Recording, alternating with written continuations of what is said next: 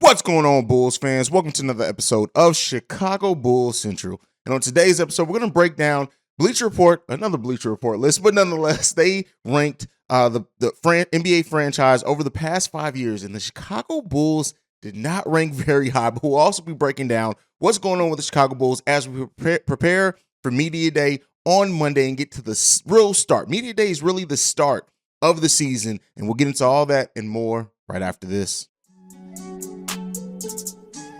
You are now tuned in to Chicago Bulls Central, your number one place for all Chicago Bulls news and content.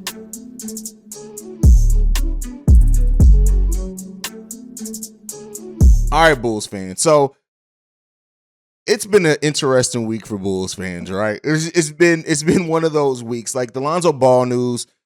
Just kind of recapping everything that happened, and while some more details have come out that really what they're going in there to do with Lonzo Ball's knee is remove some cartilage that's kind of loose in there, things like that. It's not another meniscus repair, and I do think that really does change kind of the outlook on it some. Like, yes, it's a knee surgery. Yes, he still hasn't been able to ramp up. There have been good days, though. I think sometimes in that we hear that he hasn't been able to ramp up and think he hasn't been able to do basketball activities. He has. It's that pain he deals with after the fact. Someone going in, getting the scope, cleaning some of that stuff out of there, hopefully relieves that pain. And for a lot of Bulls fans, they've been asking, well, why didn't he get the surgery earlier in the season? And so after taking some time thinking about it, going over the things that happened, it really did seem like him and the Chicago Bulls organization was very hopeful that this will go away without another surgery. Yeah, the surgery isn't hugely like it's severe or anything like that. It's kind of routine. Like, a lot of people who have that meniscus type repair have to go in and get the surgery later on. It's kind of like what Zach LaVine did this summer with his scope. He went in and did a procedure that most people who have ACL repairs have to do after a certain amount of time.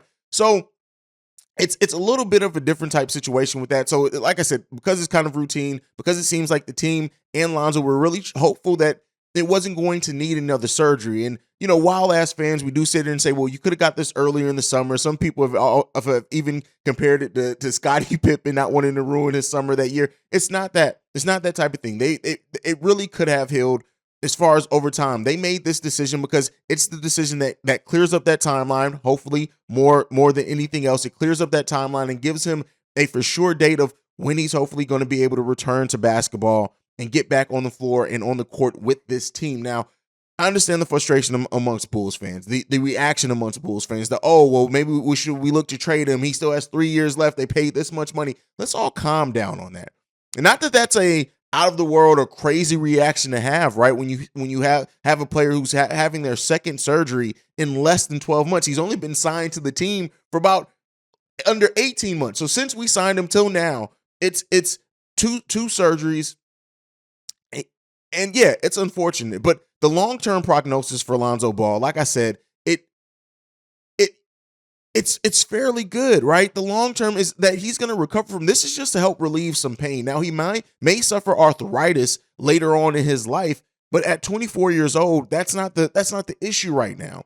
So, and this isn't to make it right. This is to kind of calm some Bulls fans down. I do think there's a little misunderstanding with some people who are kind of not really grasping what type of surgery it is that Lonzo Ball is having, right? They hear the meniscus, they think it's back to that, they think he's doing the same surgery all over again, and it's not that. It's really to go and clean some things that hopefully are going to relieve this pain that he feels when he tries to ramp up at times. So, we'll see what it is. As far as the timeline of when Lonzo Ball's back, that 4 to 6 weeks, that's when he'll be reevaluated. We'll see. Hopefully by that 4 to 6 weeks, they take a look and they say, hey, we're going to give you 2 weeks of workouts. We're going to give you 2 weeks of hard training. And then if you respond to that well, we're going to go ahead. You're going to be back on the court. So I'm looking at it saying if it's 4 to 6 weeks, hopefully we get him back by the end of December, which is a lot of games missed. Let's not be clear, but that still puts him at, if he's able to stay healthy from that point on for the rest of the season, that'll still be about 60 games played for Lonzo Ball. And while, yes, it's not optimal, while, yes, it still sucks, but at the end of the day, we'll see what happens. We'll see where it boils down to with the Chicago Bulls team. And so, we'll see. We'll see. Now, something that I did address also in the emergency episode that I dropped yesterday after the Pistons trade is, the thought of trading, moving, making a major move now because of the Lonzo Ball thing, or even moving Lonzo. Listen, moving Lonzo is not going to happen. Let's be clear here, right? Moving Lonzo Ball is not going to happen when you have a player that's had 2 surgeries, minor or not. Lonzo Ball is going to be a Chicago Bull for the foreseeable future. It just is what it is. It's not like he's not likely to be able to be traded. The Bulls probably don't even want to trade him. Yes, it sucks that he's gone through this and that this is where we are at this point of his contract. Yes, it sucks that this has all happened. But at the end of the day, when Lonzo Ball was on the court, that player that he can be, the player that he will be, right upon his return, he's already returned from a more serious injury before.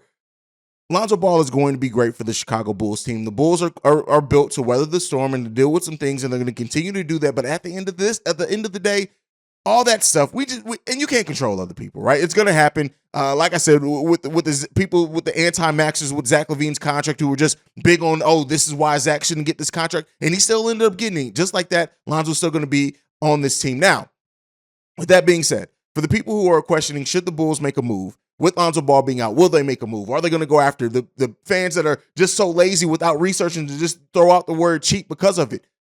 The fact of the matter is that there's not a lot of potential moves that the Chicago Bulls could make. They just don't have a lot of assets to do so. Somebody could say, hey, we'll move on from Vooch. Move on from Vooch for who, right? Realistically, for who?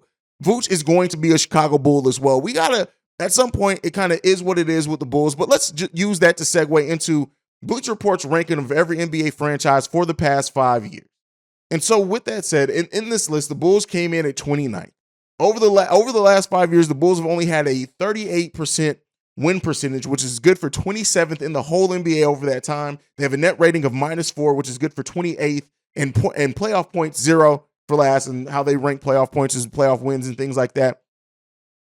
And so, and that plays into a part of why you see the reaction that you do for so many Bulls fans, that especially with Bulls fans reacting to the fact that other teams have made moves and wondering why those Chicago Bulls aren't one of those teams making these moves and all those things like that. It plays into a part. We know we've had the end of the Garpax era, almost the last decade of the Garpax era was a tough era for Chicago Bulls fans, just drafting without focus, without all of this. Luckily, to me, I read this and I see this article and I'm like, thank God for AK and Eversley, right? Thank God that they came in with the focus. While some Bulls fans will have you believe that the Bulls are still going to be the same, they're going to be in the play-in, wherever else, at the end of the day, having a front office with focus and vision now and allowing them to see that through. It was never going to be a quick 2-3 year turnaround where we just get back into championship contention. It takes some time, and they're building the bones of that. I like the way that they've drafted over the time. I like most of the moves that they've made. And we talked about the worst and the best moves last week. I did a video on each. It hasn't been perfect, but it's been much better than what we had before. And we're always going to have issues as a team. We're always going to have things as fans that we sit back and we want to see this team do better, think they should do, or moves that they should make, and things like that. And then it can be frustrating when we don't. But we deal like things like we do now with this Lonzo Ball injury, and it causes more frustration. And it's all natural to feel that way. But all this article made me do is realize what we've been through as a fandom over the last 5 years, over the last decade, so to say, and the fact that we are improving from that we are drastically improved from then. This roster that some people are down on at this point, I think they're going to show a lot of things. I think we're going to see some progression from some key young players that really take this team up higher than what some people were expecting. And now to have Zach LaVine locked in, healthy. Even some people try to throw that injury-prone label towards Zach LaVine. Zach LaVine had one major injury in his NBA career, and that was the ACL. That ACL did not cause him any problems up until this past season, where he had to go get in the scope, which was normal. And over the course of that time, Zach LaVine has improved his game, gotten more efficient, improved his scoring every single season except last season. There's a lot to be hopeful and promising on this team, and I, for one, am happy at where we sit now as a team overall. Do we have a lot of work to do to get to being a championship level team? Absolutely. Do we have things that we need to improve on coaching-wise, player-wise? Absolutely. But those things are always going to be true. At the end of the day, like, I'm looking back at this and I'm saying, hey, I am thankful for where we are compared to where we were at. And yeah, the last decade has not been kind or fair to us. It hasn't been pleasant in many ways, but we're taking those steps. We're improving and taking those steps. And as Media Day approaches for the Chicago Bulls, which is the unofficial start to the season, because after Media Day, we got games shortly there. We are only about 10 days away from Chicago Bulls basketball on TNT, no less at that. No less at that. Come on, man. This is an exciting time. Once media day kicks in, that's where everything really starts getting rolling. It gets accelerated. We'll be seeing things from practice, hearing things about improvements players have made, find out what the starting lineup is going to be, all that. This is an exciting time, at least for me, not only as a content creator, but just as a Chicago Bulls fan, because we're getting back.